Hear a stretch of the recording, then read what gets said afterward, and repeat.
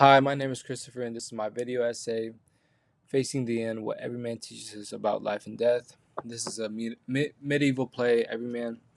Even though it was written a long time ago, it still challenges us to think deeply about how we live our lives and what truly matters when we face death. Just focusing more on the theme now. Every Man is all about one central question: when we die, what can we take with us?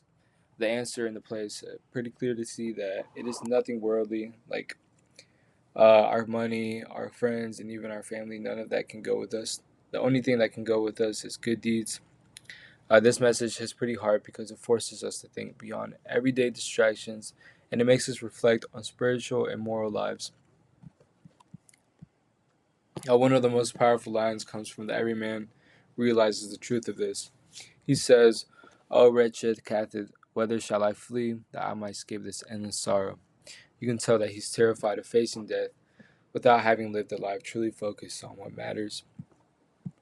Later, when he turns to Goods for help, Goods delivers this harsh truth to him that I follow no man in such voyages, for I went with thee, thou shouldest fare much the worse. Goods is basically saying that not only can they not help, but that they actually make things much worse. There's a clear warning that chasing wealth won't save your soul. Only good deeds will help with you to the end. Moving on to the characters and allegory.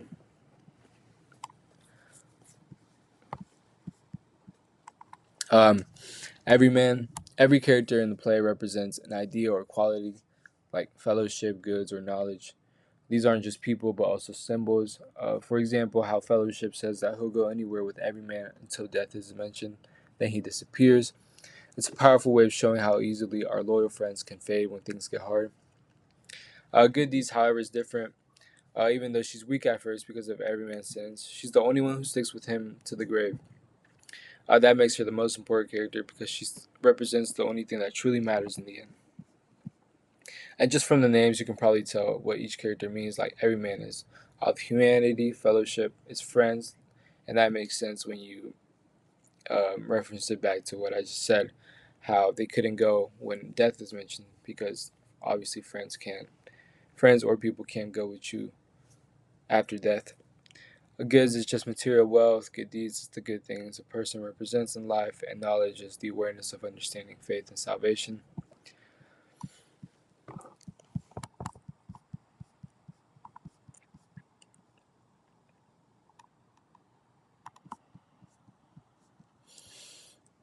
Now, moving on to our comparison.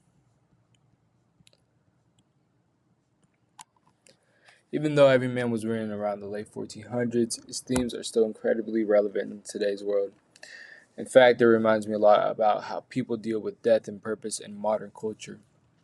Movies such as The Fault in Our Stars or A Man Called Otto, there's the question of what will I leave behind, and more importantly, did I live a meaningful life?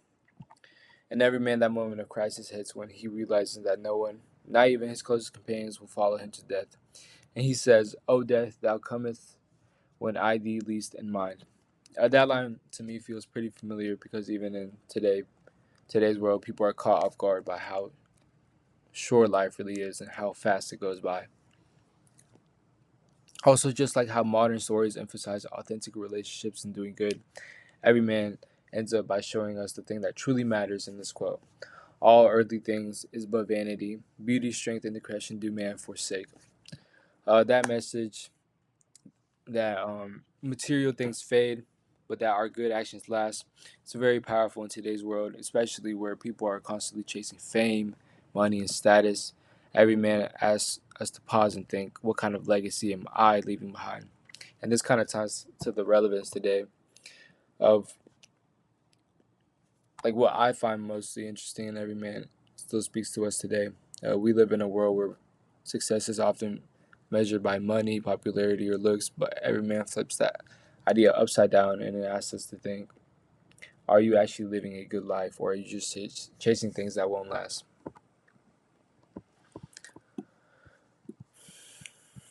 Finally, to wrap things up, Every Man teaches us a timeless lesson in the end. our actions and character that matter the most, not the wealth or relationships that we collect along the way. Throughout the play, every man learns that worldly things, friends, riches, and even strength can't help him when it's time to face death. The only thing that follows him is good deeds, showing that living a virtuous life is the key to preparing for the afterlife. So, Every Man isn't just a medieval play, it's also a powerful reminder for us today of what kind of legacy are we building, and are we focused on fleeing things, or are we prioritizing the actions that truly matter when all is said and done. Thank you for watching. I have my works cited here on the right. And yeah, this is my presentation. Thank you.